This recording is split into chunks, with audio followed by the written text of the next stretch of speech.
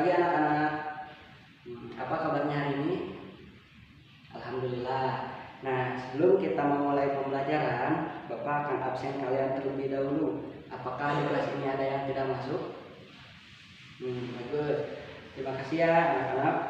Karena kelas ini bisa dikatakan kelas yang paling aktif gitu dari segi kehadiran. Kalian jarang kelihatan ada yang izin, ada yang bolos.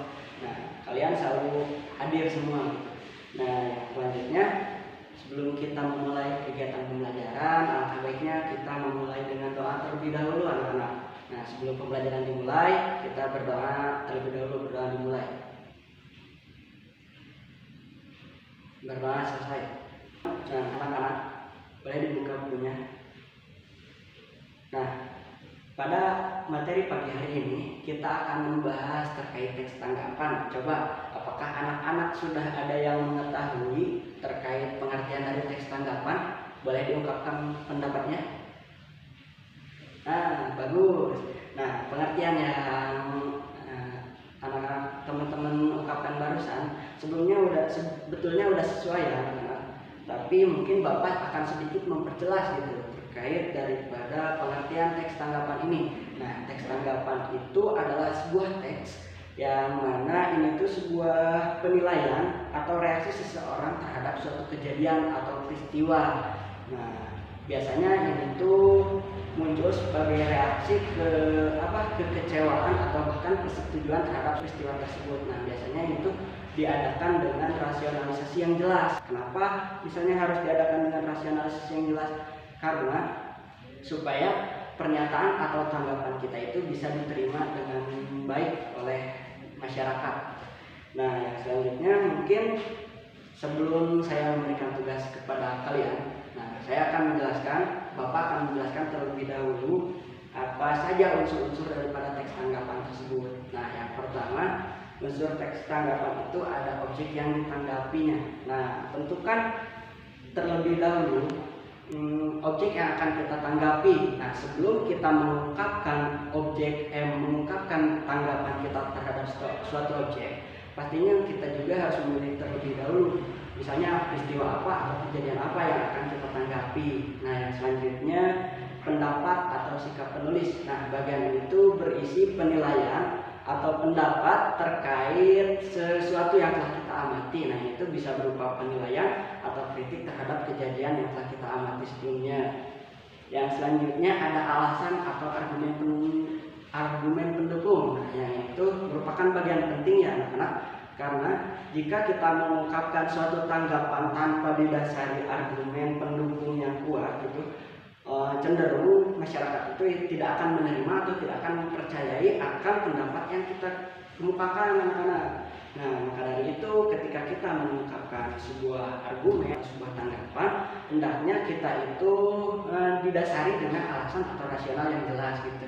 Yang selanjutnya ada penilaian. Nah, ini tuh lebih ke tindak lanjut daripada pendapat dari si pendukung, bagaimana reaksi kita terhadap peristiwa tersebut. Misalnya kita itu mendukung atau menyetujui terhadap peristiwa tersebut, atau bahkan kita itu tidak menyetujui adanya peristiwa tersebut. Nah, yang selanjutnya itu saran dan rekomendasi. Ini tuh berupa saran atau solusi yang kita kemukakan dalam teks tanggapan. Ketika kita sudah tadi kan memberikan penilaian baik itu buruk ataupun baik.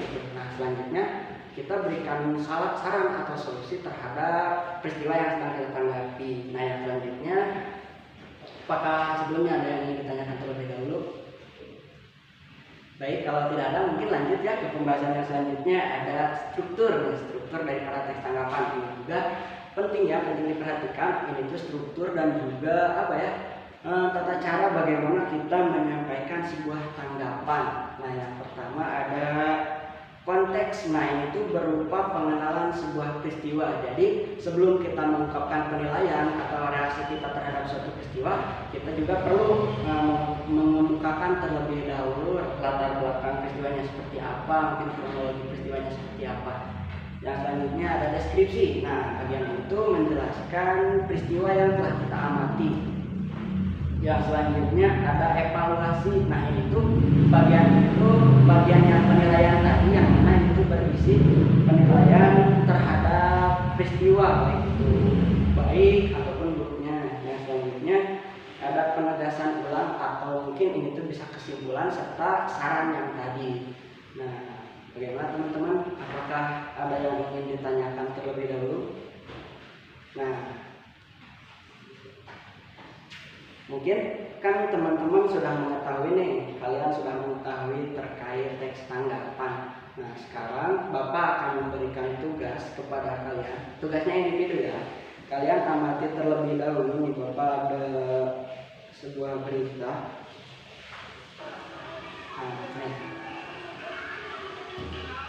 boleh disaksikan ya teman-teman.